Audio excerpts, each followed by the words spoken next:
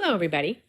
This is a bit of a unique video, actually, on my channel, and it's called "What is Good Therapy?" A primer. Because I am so annoyed at therapists who pretend to be good at something and then do everything they can to undermine you when you came to them for help. And people who watch my Cerebral Book Chat series might know that the last book I was reviewing was this one, Psychodynamic Psychotherapy, a clinical manual. And what's interesting is I actually bought it originally, well, because I also have a psych degree and I find therapy fascinating for multiple reasons. So I like reading it. Just, as people may know from my channel, I'm very intelligent and gifted even, and I enjoy reading. I enjoy speaking. I enjoy doing those things. I enjoy engaging with really interesting thoughts and ideas and conversation and stuff like that. So that's something that I really do enjoy. So, as some people may know, I just had a recent run-in, I will call it, with another counselor who promised me the moon again and then betrayed me in an unbelievably awful way. And I don't want to just keep putting up with this. So that's why I want to put this video out. Hopefully somebody can see it and not get injured again the way I was injured again. So I thought maybe we could go through what is good therapy if you're interested in looking at that, and what isn't good therapy if you're interested, especially in this economy. Therapy is usually not free. Sometimes it is paid for by people's insurance, and sometimes there's something called EAP, Employee Assistance Program, where they give you free counselors for a short period of time, kind of more of a short term, 3 or 4 sessions. Maybe you're having a problem or a situation, and you just want to talk about it with somebody. And that's sort of something that some people have as well. But the majority of the time, you are shelling out upwards to, $100-$200 an hour to talk to this person. And in this economy, that's a lot of money. I spent upwards of $3,000 with this last fellow because he promised me that he would be there for me and really wasn't.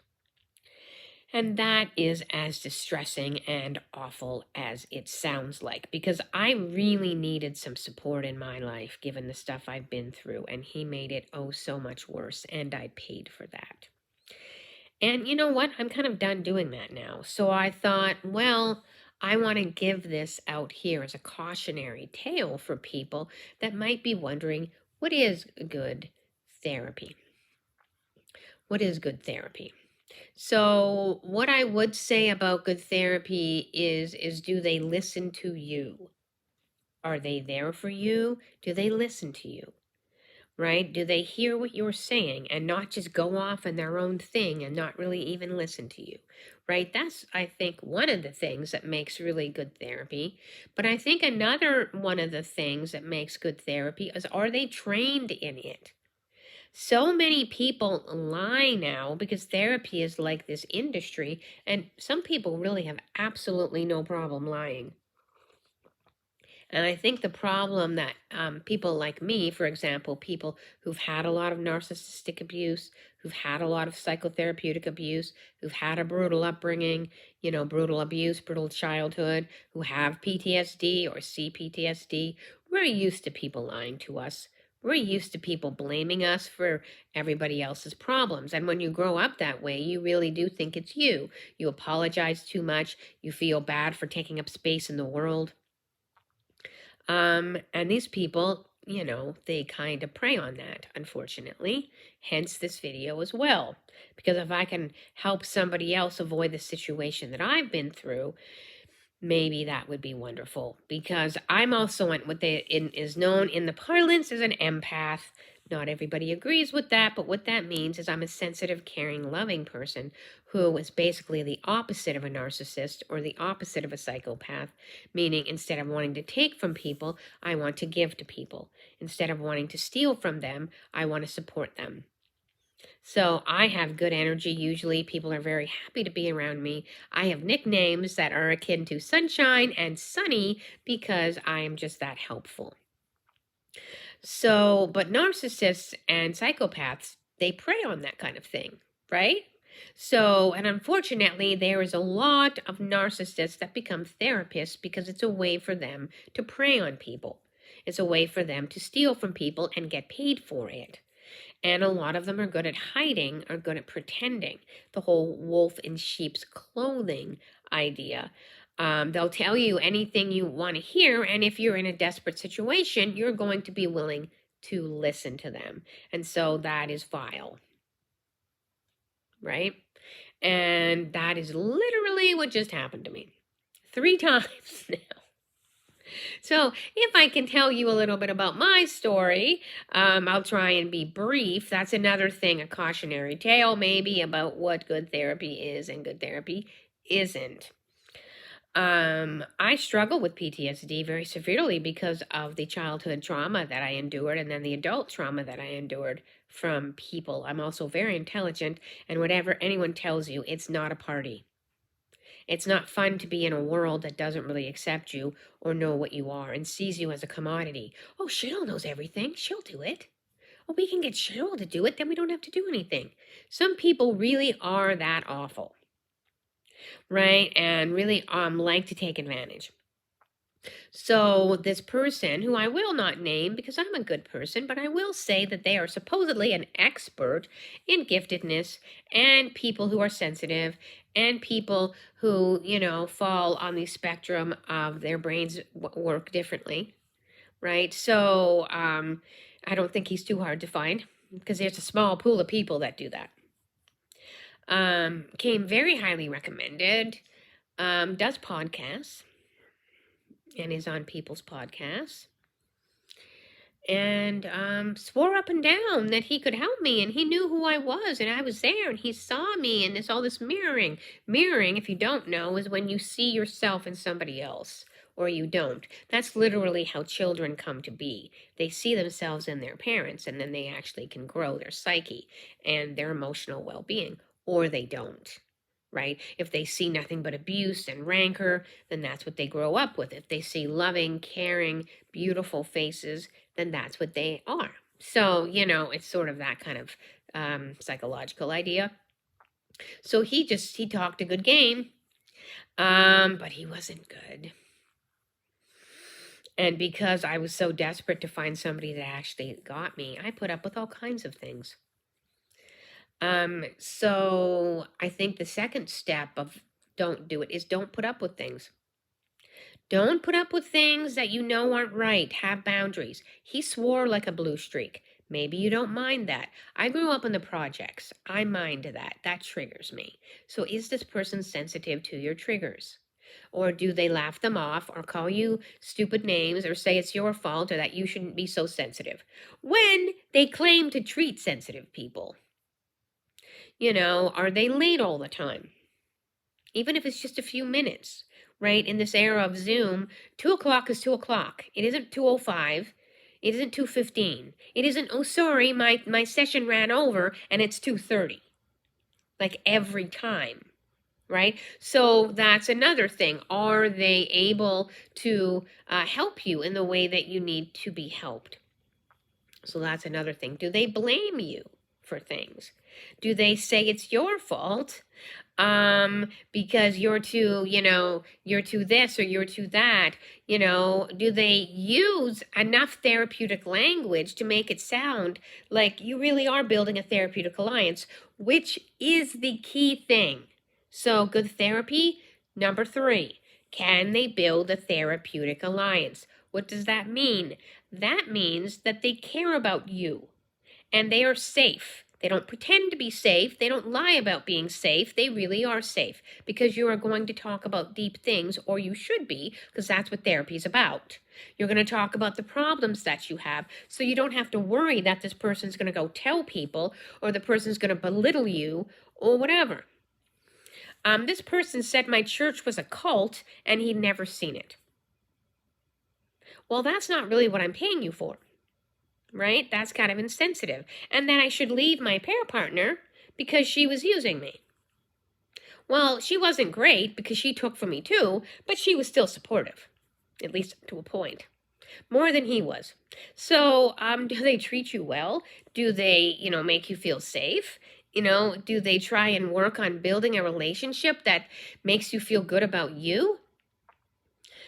Because in a way, if you believe in this, the therapeutic relationship should in some ways model some kind of very powerful relationship in your life, whether it's your parents, whether it's some kind, not partner in the sense of, a sexual one. That's a whole other story. If they do that, run like the hills are screaming, run away, basically, because that's another really big red flag. Do they try to get physical with you? Do they try and make you do stuff for them? Don't do that. But what it means is, do you feel safe with them? Do you feel like this is an intimate relationship that you feel good with? Because that's going to make you open up. Because why would you open up to somebody who hurts you? Do they do stupid things like, well, you're not opening up to me? And you say to them, yeah, but you're not a safe person to open up to. And they're like, well, no, it's just rupture and repair, which, by the way, is a real thing in therapy. Rupture and repair is where something happens in the relationship because somebody's going to mess up sometimes, right? But it's not a serious thing. Not like, okay, they have sex with you and then you're mad about it. No, they might be 5 minutes late because they truly are late in traffic and they couldn't get a parking space or whatever. And you get upset about that and you can talk about it. Not they're late every single day and then it's your fault if you don't give them a break about it. That's not rupture and repair. Right? So do they use the psychological language against you? Right? That's, I think, another really big problem. Or are they actually there for you? Can you say no to them or not? Like, really, no, I don't feel comfortable talking about that today. Now, yes, that's not something, you're not in therapy to not talk about things, for example. But if you're really upset about something, they should appreciate that and try again later, maybe. Well, let's talk about it now. Maybe you're feeling better. Because, of course, you're not going to always be comfortable in therapy, because that's another one. Do they push you at all? Do they push you to grow? Do they push you to evolve? Do they push you to do something that maybe is better for you than something else that you're doing? That's why you're there. You want to evolve, especially in psychodynamic therapy. There are things in your unconscious that makes you do things that maybe aren't in your best interest. Like letting people hurt you and then blame you. So it's not like, if they're just yes men, right? That's not therapy either, right? If they just like, oh, well, sure, whatever you think. Well, then what are you paying them for? So that's true too. So that goes back to the whole credential thing. Do they have proper credentials? If they don't, you probably shouldn't go, because anybody anywhere can put up a shingle saying, I'm a counselor, and a lot of people do that now. That's what the whole new coach thing is. You don't need anything to be a coach. I just saw a guy who's an internet celebrity, kind of, who says he supports people with narcissistic abuse, and he was god-awful.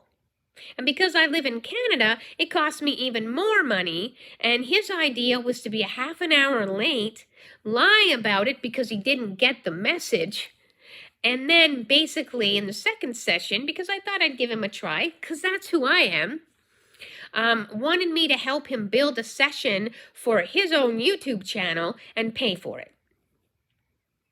And when I mentioned it to him, because I'm like that now, he's got over to, oh, well, yeah, sorry. Well, we're helping each other. Really? Because I just spent $130 because you told me that you could support me. So do they make it about themselves? Or do they help you? So, because I want people to be safe. I want people to feel better. Good therapy is when somebody wants to be there for you and not themselves. So rupture and repair, what it really means is, I'm so sorry that I was 5 minutes late. I know. Let's talk about, has that happened in your life before? Right? And then you're like, well, yeah, my mother, she always kept me waiting all the time. Because that's what you're really upset about. And then you try not to be late in the future. You're not late every day and then get mad at the person because they're mad at you for being late every day. So, I think another thing, because I don't want to make this video too long, is, do they blame you? And there's this like dirty little secret that some, especially men, and I'm not doing the whole, thing. There's some wonderful male psychotherapists out there. I was watching a whole bunch of videos myself. There's a guy named Dr. Shedler, and he does amazing stuff. His name is Dr. Shedler. I think it's Shedler. He is a psychodynamic psychotherapist, and he talks about wonderful things and what therapy is and what therapy isn't. And I highly suggest you look at his videos because I got so much out of them. But I want to put this out there because this has happened to me more than once, especially if you're an intelligent woman, especially if you challenge them on stuff and you don't just let them mess with you. Oh, he's the counselor. I don't know. Yeah, I did that when I was 20. And what ended up happening with me is enough people blamed me and said to me that I was an awful patient. And back then I wanted to be good. I wanted to be a good patient. So I read everything I could read on what good therapy was. So I know now at 56 what good therapy is supposed to look like. And I was still messed up by a guy who was really good at, brainwashing me, manipulating me. He was really good at it. So buyer beware. If they're not good within the first couple of sessions, maybe be careful. So I know what good therapy is, and they blame you. So, and one of the really big ways they tend to blame people is akin to sort of the 21st century, witch hunts, like witch trials, if you guys know about the witch trials, and very like in antiquity, as it were, where any woman who was considered smart or bright or helpful, they would just brand a witch because they didn't like her. And that still happens. Although now they call you borderline, whether or not you happen to be. And this doesn't mean that there aren't people who truly have this. It's a terrible affliction. It's an awful thing to have, right? And there are good therapies if you can find them for people. And it's not their fault that the people who genuinely have this disorder, it comes from trauma mostly. And it's a very awful thing to truly have.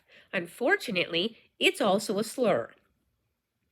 To call somebody a borderline is basically like calling them Mary Magdalene. Like, it's a very insulting thing to call somebody, and people know that that is. It's an insult anyway, even to the poor people that actually struggle with it. It's considered a pejorative diagnosis. So this fellow, again, who swore to me, yet one more bonus, green flag, as it were, is, do they promise you that they won't abandon you? If you have attachment issues, do they promise you that they will be there with you for thick and thin, and then aren't? Do they all of a sudden leave, like ghost you? Do they all of a sudden say, oh, you're just too hard to work with? That's literally your job, right? I teach English. If I get mad at my students because they don't know how to write a sentence, whose fault is that?